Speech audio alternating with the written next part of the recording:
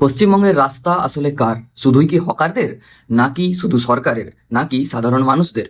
এখন বর্তমানে পশ্চিমবঙ্গের সবচেয়ে উত্তপ্ত টপিক হচ্ছে হকার উচ্ছেদ, যেখানে প্রতিনিয়ত মারামারি হচ্ছে, প্রতিনিয়ত কারো না কারোর বাড়ি বুলডোজারে ভেঙে যাচ্ছে, অথবা সেই বুলডোজার আটকানোর জন্য হাজারো হাজারো আন্দোলন হচ্ছে। তো আমি আজকে এই ব্যাপারটা নিয়ে কথা বলবো, হকার উচ্ছেদ নিয়ে। এবং হকার উচ্ছেদ নিয়ে আমার যা পয়েন্ট অফ ভিউ সেটা আমি দেবো। প্রথমে আসি যে হকার মানে কে বা কারা। হকার মানে কোনো একটা নিম্ন প্রজাতির প্রাণী নয়, হকার মানে কোনো একটা নোংরা নালার কীট নয়, হকার মানে একটা জীবিকা। হকারও একজন মানুষ। যে বা যারা হকার করেন বা হকারের জীবিকা নির্বাহ করেন হকারি করে, তারাও একটা মানুষ। দিন শেষে তারাও বাড়িতে যায় এবং তাদের বাড়িতেও একটা ফ্যামিলি আছে, মা বাবা ভাই বোন অথবা সন্তান, স্ত্রী বা স্বামী, সবাই আছেন। তো তারা একটা মানুষ, নর্মাল মানুষ, তোমার আমার মতো। এবার আসি যে এই হকার যে উচ্ছেদ হচ্ছে, এই হকার উচ্ছেদ হওয়ার ফলে কি কি হচ্ছে। এই হকার উচ্ছেদ হওয়ার ফলে শুধু যে একটা মানুষের একটা জীবিকা চলে যাচ্ছে তেমনটা কিন্তু নয়।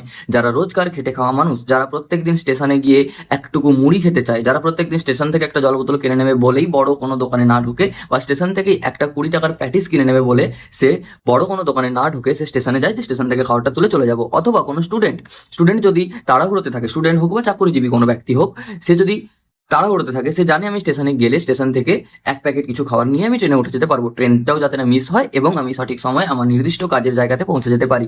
তো এই যে হকার বা এই যে হকারের জীবিকা বা এই ব্যাপারটার ওপর সমস্ত মানুষ কোনো না কোনো জায়গায় নির্ভরশীল আছে। এটা একটা চেনের মতো। শুধুমাত্র হকার তুলে দিচ্ছে বলে হকারের ব্যবসা চলে যাচ্ছে সেটা নয়। হকারের ব্যবসা চলে যাওয়ার সাথে সাথে টাকা, হকারটার ওপর নির্ভর করা প্রত্যেকটা জীবিকার মানুষজন সাফার করছেন। তাই বলে কি এটা ভুল? না, একদমই না। আমার পয়েন্ট অফ ভিউ এখানে এরকম না যে হকার তুলে দেওয়াটা শুধুমাত্র ভুল বা হকার তুলে দেওয়াটা একদমই ভুল সিদ্ধান্ত। অবশ্যই সঠিক সিদ্ধান্ত। কারণ ফুটপাথ, যে রাস্তাটা হেঁটে যাওয়া যায়, ফুটপাথ ব্লকড হয়ে আছে বলেই মানুষ রাস্তা দিয়ে হাঁটছে এবং অ্যাক্সিডেন্ট বাড়ছে। বাট হঠাৎ করে হকার তুলে দেওয়ার যে ব্যাপারটা, সেটা কি ঠিক? একদমই সেটা ভুল। কারণ নির্দিষ্ট প্ল্যানিং থাকা উচিত। নির্দিষ্ট প্ল্যানিং রেখে এইসব হকারগুলোকে তুলে, উচ্ছেদ বলতে তাদের পুরো মূল শিকড় উগড়ে দেওয়া এটা নয়। উচ্ছেদ বলতে তাদেরকে ওখান থেকে তুলে একটা নির্দিষ্ট জায়গায় সেটেল করারও একটা ব্যবস্থা সরকারের রাখা উচিত ছিল, যেটা রাখেনি। সেটা ভুল। কারণ হকার তুলে দেওয়ার পরেও মানুষ কিন্তু খুঁজছে, সাধারণ মানুষও খুঁজছে যে আমি কোথায় 20 টাকার মুড়ি পাবো, কোথায় 20 টাকার জল পাবো, কোথায় 20 টাকার একটা প্যাটিস পাবো। সেগুলো পাচ্ছে না। পুরো শুনে ফাঁকা খা খা করছে প্রত্যেকটা রেলওয়ে স্টেশন এবং তার চত্বর, যেখানে অস্থায়ী কিছু দোকান থাকতো। এই যে উচ্ছেদটা হলো একদিনের নোটিশে বা একদিনের মাইকিংয়ে বা কোনো নোটিশ ছাড়াই, যাই কিছু হয়ে থাক, সেটা ভুল হয়েছে। প্রপার নোটিশ দিয়ে একটা নির্দিষ্ট টাইমলাইনের মধ্যে তাদেরকে পুনর্বাসন, তাদের ওই দোকানগুলোকে, অবভিয়াসলি অনেকের পারমিট ছিল না, কেন তাহলে আমি দেবো, কেন পুনর্বাসন দেবো, ওরা কারা? অবভিয়াসলি। বাট তাদের নির্দিষ্ট রেজিস্ট্রেশন করিয়ে, দোকানের পারমিট দিয়ে তাদেরকে একটা নির্দিষ্ট জায়গায় পুনর্বাসন করে, অবভিয়াসলি তুমি পারমিটের জন্য টাকা নাও, ন্যূনতম যেটা তোমার লাগবে সেটা তুমি নাও, সেটা যারা দিতে ইচ্ছুক হবে তারা একমাত্র দোকান দেবে। এইরকম কিছু যে ফেসিলিটি বা এরকম কিছু যে পরিকল্পনা, এটা করা উচিত ছিল সরকারের, হুস করে একটা বুলডোজার এনে উড়িয়ে দেওয়ার থেকে। এতে সাধারণ মানুষও ঠিকঠাক থাকতো, হকারও ঠিকঠাক থাকতো, কোনো আন্দোলন হতো না। বাট কোনো পরিকল্পনা ছাড়া যেখানে উচ্ছেদ করে দেওয়া হচ্ছে, জীবিকা যেখানে আঘাত হচ্ছে, জীবিকার ওই হকারদের উপর বেঁচে থাকা মানুষজন যারা আঘাত পাচ্ছে, যারা সাফার করছে রোজ রোজ, তারা আন্দোলন করবে না, তারা কি করবে? তাই এখানে যারা বলছো হকার তুলে দেওয়া ঠিক, তারাও ঠিক যুক্তিযুক্ত, এবং যারা বলছো যে হকারদের তুলে দেওয়াটা বেঠিক বা তাদের জীবনটা এখন দুর্বিষহ হচ্ছে, এটাও ঠিক। বাট এর মিডিলে যে একটা প্ল্যানিং, যে একটা পরিকল্পনা, ওদেরকে কোথায় সরানো হবে, সরিয়ে ওদেরকে প্রপার রেজিস্ট্রেশন, প্রপার সিগনিফিক্যান্ট ওয়েতে ওদেরকে মুভমেন্ট করানো হবে এবং মুভমেন্ট করিয়ে ওদেরকে একটা সেটেল করা হবে। একটা নির্দিষ্ট জোন থাকবে যেটা হকার জোন হবে, যেখানে সমস্ত দোকানগুলো থাকবে with proper registration and permit, obviously. But এই পরিকল্পনাটা কেন করলো না সরকার? পরিবর্তন বা উন্নয়ন যদি দেখাতেই লাগে, তাহলে যেগুলো দুর্নীতি করেছিল সেগুলো কেন দেখানো হয়নি? সেগুলো তো দেখানো হবে না। সেগুলো দেখালে তো হ্যালো, যাই হোক।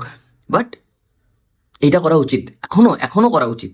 তুলে দেওয়ার পরেও যারা এখনো দৌড়াচ্ছে, কোথাও দাঁড়ালে পুলিশ তাদেরকে খেলাচ্ছে, সেগুলোকে বাদ দিয়ে প্রপার একটা হকার জোন তৈরি করা উচিত, যেখান যেখান থেকে তোলা হয়েছে, বিশেষত রেলওয়ে স্টেশনগুলো থেকে। তাদের একটা হকার জোন করা উচিত। এতে ফুটপাতও পরিষ্কার থাকবে, মানুষ হাঁটতে পারবে, অ্যাক্সিডেন্ট কম হবে, তেমন সাধারণ মানুষের সাফারটাও কমবে, তেমন যারা হকারের জীবিকা করে বেঁচে থাকে তারাও বাঁচতে পারবে। এটা গেল প্রথম কথা। এটা গেল গরিব হকারদের কথা, মানে যারা দিন আনে দিন খায়, সেই রকম হকারদের কথা। এবার বলি, আইন যদি সবার জন্য, আইন যদি সেই সব হকারদের জন্য যারা দিন আনে দিন খায়, তাহলে আইন কেন বড় বড় ইললিগ্যাল কোম্পানিগুলোর জন্য নয়? ওরাও তো হকার। ওরা শুধু সভ্য সমাজের হকার, যাদের কাছে কোনো পারমিট নেই কোম্পানি বানানোর, যাদের কাছে কোনো পারমিট নেই কারখানা বানানোর, যাদের কাছে কোনো পারমিট নেই, যাদের অথবা পারমিট ছিল যেগুলো রিনিউয়াল করেনি, পলিউশনের কিছু কাগজ নেই, যাদের কোনো রকম কোনো রিনিউয়াল কাগজ নেই, আপডেটেড কাগজ নেই, সেই সমস্ত ইললিগ্যাল কোম্পানিগুলোকে কেন সরকার ওড়াচ্ছে না? কেন সেখানে বুলডোজার চালাচ্ছে না? কেন বুলডোজার চালিয়ে ওই 4 তলা 5 তলা বিল্ডিংগুলোকে ভেঙে দিচ্ছে না? তাহলে কি সরকারের পকেটে টাকা ঢুকছে এখনো? ওই দুর্নীতিবাজ যে সরকারটা ছিল তার পরিবর্তে এখন যে সরকার এসছে উন্নয়ন করছে, অবভিয়াসলি করছে, বাট তারাও কি তাহলে টাকা খাচ্ছে ওইসব তৎকালীন যুগে তৈরি হওয়া ইলিগাল কারখানা বা কোম্পানিগুলো থেকে? এটা একটা ভাবার বিষয়। সাধারণ মানুষ হিসেবে এটা ভাবা উচিত। যেহেতু হকার তুলবে, তাহলে গরিব হকার আর ধনী হকার মানে নর্মাল দিন আনা দিন খাওয়া মানুষ একটা ফুড স্টল, তাদেরকেও যেমন তুলছো, ইলিগাল কোম্পানিগুলোকেও তোলো। তাহলেই তো হবে আসল কথাটা, তাই না? নিজের পকেটে টাকা গুছিও না। ওকে, এইখানে এই হকারদের আরেকটা ব্যাপার চলছে, যে হচ্ছে ধর্মের ব্যাপার। ঠিক আছে, কোথাও কোথাও এটা চলছে। ভুং ভাং ভাবে এসে যে যাকে পারছে মেরে দিচ্ছে, এগুলো অন্ধভক্তরা করছে। এর আগে আমি অনেকবার বলেছি যে এই অন্ধভক্তগুলো এমন করছে যেন ওরা খুবই মানে পাওয়ারফুল হয়ে গেছে। আলটিমেটলি ওরা মারা গেলে বা ওদের বাড়ি থেকেও মারা গেলে ওদের নেতারা দেখতে আসবে না। কার্যকর্তা কার্যকর্তা ঠিক আছে ভাই, একটা লিমিট অব্দি ঠিক আছে, বাট তার মানে এটা না যে তুমি আজকে মারছো। আমি বারবার বলছি, ইভেন এটা শ্রমিক ভট্টাচার্য বাবু প্লাস শুভেন্দু অধিকারী বাবু দুজনকে বলছি, আপনারা কোনোভাবে কোনো রকম ভাবে বার্তা দিন আপনাদের কার্যকর্তাদের, বা আপনাদের যে দলীয় কর্মীরা আছে, বা আপনাদের যে অন্ধভক্ত বা ভক্তরা আছে, ওদেরকে নোটিশ দিন বা ওদেরকে একটুখানি বোঝান যে ওদের এই উড়নচণ্ডী যে কার্যকলাপ, এটার জন্য কিন্তু আপনার সিংহাসনটাই ক্ষতিতে পড়বে 5 বছর পর। এটা আপনি বোঝার চেষ্টা করুন। কারণ আমি জানি যে আপনারা অত বড় পদের একজন নেতারা বা কোনো সাংসদ লেভেলের নেতাগুলো এইরকম বলছে না, যেগুলো অন্ধভক্তগুলো করছে। বাট এটা ওরা ভুল করছে, এটা জানে না যে 5 বছর পরে আপনার গতিটা ওদের কারণেই ভাঙবে, তখন ওরা তো পাল্টি খেয়ে যাবে অন্য দলে, তাই না? বাট একটুখানি আপনার দলীয় কর্মীদের কন্ট্রোলে আনুন, ঠিক আছে? না হলে এরকম ভুং ভাং ভাবে যে চলছে না, এগুলো কিন্তু ঠিক নয়। এটা খুবই ভালো লাগছে দেখেছে আপনারা আপনাদের বিভিন্ন নেতাদের, যে দুর্নীতিবাজ নেতাগুলো ছিল তাদেরকে জেলে ঢোকাচ্ছে, খুবই ভালো ব্যাপার। বাট তাদেরকে যে ডিম ছুঁড়ছে, এটা কেন ভাই? তুমি জেলে ঢোকাও, জেলে ঢুকিয়ে আইনি কারবার চালাও, ঠিক আছে, বাট এই যে ভায়োলেন্সটা করছে ডিম ছুঁড়ে, এই ডিমগুলো ছুঁড়ে মানুষের খাদ্য নষ্ট করছে, কেন? কি দরকার? এবার বলবে এক্সপায়ারি ডিম ছুটছি, ভাই ভাই ওকে এক্সপায়ারি ডিমই ছোড়ো, বাট এই যে ভায়োলেন্স করার কি মানে হয়? প্রপার ওয়েতে যাও না। ভায়োলেন্স করেছিল বলেই তো আমরা ওদেরকে সরাইছি, তাই না? তাহলে আবার তোমরাও ভায়োলেন্স করবে, 5 বছর পরে আবার সরাই দেবো, লাভটা কি হবে তোমাদের? আলটিমেটলি অন্ধভক্তগুলোর কোনো মোটিভ থাকে না। পকেটে টাকা ঢুকছে, বউয়ের 3,000 টাকা আমি নেবো, বউয়ের থেকে 1,500, বউয়ের 1,500 আমার, ওই 1,500 টাকার মধ্যে খাবো, পেটাপিটি করবো, এটাই তো লজিক। কি করছেন আপনারা তাহলে? দলীয় যে নেতাগুলো বড় বড় আছেন, কি করছেন? কিভাবে কন্ট্রোলে করছেন আপনাদের এই অন্ধভক্তগুলোকে? কন্ট্রোলে করুন, ঠিক আছে? আপনারা যা ওয়েতে কাজ করছেন ঠিক আছে, বাট যেগুলো আপনারা খুব খারাপ করছেন সেগুলোর দিকে দেখুন। প্রপার ওয়েতে হকারদের সরান। একদমই বলছেন আপনি হকারদের রাস্তায় বসে রাখুন, ফুটপাথ জ্যাম করে দিন না। ফুটপাথ জ্যাম হচ্ছিল, যেটা খুবই মানে একটা ওই পিক টাইমে, দিনের পিক টাইমে স্টেশনগুলোতে খুবই ভিড়ভাট্টা হয়, আমিও ফেস করেছি। বাট তার মানে এটা না যে আপনি ওদেরকে সরিয়ে দেবেন। তাহলে আপনি ওই স্টেশনে থাকা মোমোটাকেও সরান, যে পিসি চন্দ্র জুয়েলার্স আছে তাকেও সরান। তারা পারমিট যেহেতু পেয়েছে, তাহলে আপনি এইসব হকারদের পারমিট দিন, কিছু তো একটা করুন না, যাতে সামঞ্জস্যতা থাকে এই জাস্টিসের মধ্যে।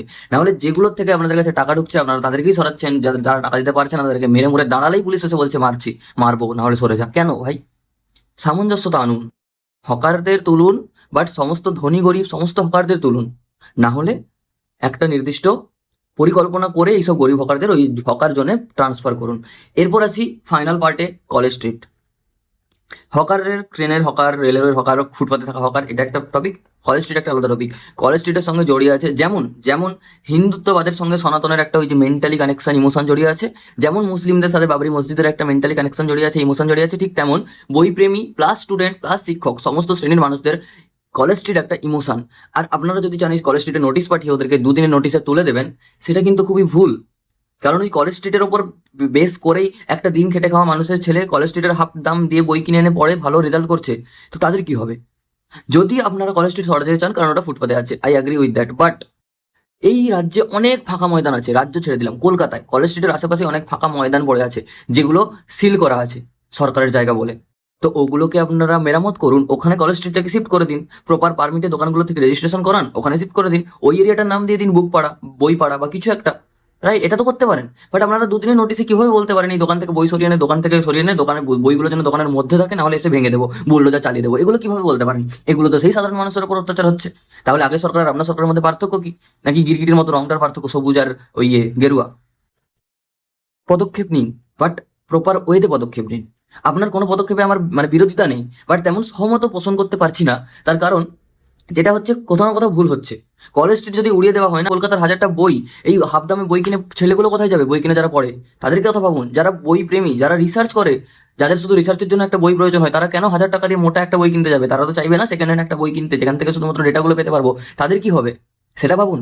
যে ফাঁকা ময়দানগুলো ময়লার স্তূপ পড়ে আছে, যেই ফাঁকা ময়দানগুলো খেলার নামে রাত্রিবেলা বা সন্ধ্যাবেলা থেকে মদের আসর বসে, সেগুলোকে মডিফাই করুন, সেগুলোকে মডিফাই করে ওখানে বুক স্টলগুলোকে শিফট করুন। করুন, এগুলো আপনারা করতে পারবেন তো? আপনাদের এরকম এরকম করলে একটা একটা টেন্ডার বের হয়, এরকম এরকম করলে একটা একটা মাঠ খালি করে দেয়, সেখানে এতগুলো খালি মাঠ পড়ে আছে, ওখানে ট্রান্সফার করুন না ব্যাপারটাকে। কেন দুদিন নোটিশ দিয়ে আপনারা তুলছেন এরকম করে? এটা তো ভুল হচ্ছে এবং অন্যায় হচ্ছে। আর এইরকম বিনা পরিকল্পনা ছাড়া যতদিন চলবে, ততদিন কোথাও না কোথাও মানুষ জেলে ঢুকবে, কোথাও না কোথাও মানুষের ওপর পুলিশ লাঠিচার্জ করবে, কোথাও না কোথাও বুলডোজার আটকানো হবেই। এটা কোনো রাগ থেকে না, এটা শুধুমাত্র সঠিক ন্যায় পাওয়ার জন্য, বা এইরকম ভুংভাং ভাবে বা হুটহাট ভাবে দুদিনের নোটিশে তুলে দেওয়ার জন্য, তার বিরোধিতা করার জন্য। এটা মানুষ ঠিক করছে কোথাও না কোথাও গিয়ে। তাই পরিকল্পনা প্রয়োজন সর্বপ্রথম। পরিকল্পনা করে রেজিস্টার করুন, রেজিস্টার করে ওইসব স্টলগুলোকেই জায়গা দিন যারা রেজিস্ট্রি করবে বা রেজিস্ট্রেশন নাম্বার পাবে। তো ভেরিফাই করুন, রেজিস্টার করুন, তারপরে তাদেরকে মুভ করুন। দুদিনের নোটিশ দিয়ে ওড়ানোর কি মানে হয় ভাই? এত বছর ধরে মানুষ সাফার করছিল, আর এক সপ্তাহ মানুষ সাফার করতে পারবে না এরকমটা কিন্তু নয় যে দুদিনেই উড়াই দিতে হবে। আজকে আমার সরকার এসেছে, কালকে না উড়ালে সরকার আমাকে, মানুষ তো ক্ষতি হবে ভাই। মানুষের ক্ষতি হয়ে এসছে, মানুষ আর 7 দিনের ক্ষতি সামলে নেবে, কিন্তু তার জন্য মানুষ, যে যাদের জীবিকা চলে যাচ্ছে, যারা সাফার করছে, তারা তো আরো বেশি সাফার করবে না? 7 দিন মানুষ সাফার করে দেবে। 7 দিন মানুষ সাফার করলে যে তাদের পরবর্তী জীবনটা সুখ হবে, সেটা মানুষ আগে দেখবে। শুধু মানুষকে বুঝতে লাগবে এটা। তাই ভুংভাং কোনো কাজ করবেন না, নাহলে কিন্তু 5 বছর পরে সেম অবস্থা হবে আপনাদের। বারবার বলছি আমি খুব ভদ্রভাবে, পরিকল্পনা করে আপনি হকার উচ্ছেদ করুন, হকার উচ্ছেদ করে ওদেরকে মুভ করে তাদেরকে আবার পুনর্বাসন করুন। শুধুমাত্র উচ্ছেদ করে দেওয়ার পরে তাকে আবার বসাতেও লাগে, সেই বসিয়ে দিন ওদেরকে, দেখবেন সবকিছু ঠিক হয়ে যাবে। কোনো আন্দোলন হবে না, কিচ্ছু হবে না। আশা করি বুঝতে পারছেন যে আমি কি বলছি, বা বুঝতে পারছো আমি আমার বক্তব্য বা আমার মেসেজটা কি। তাই কোনো ভুংভাং কিছু করার আগে, বা ভুংভাং কিছু, অন্ধভক্ত ডিয়ার, ভুংভাং কিছু করার আগে ভাইবে দেখো একটু, যে তুমি যদি আজকে একটা হকারের কাজ করতে, তুমি যদি ঝালমুড়ি বিক্রি করতে, তোমাকে তুলে দেওয়া হতো, কি হতো?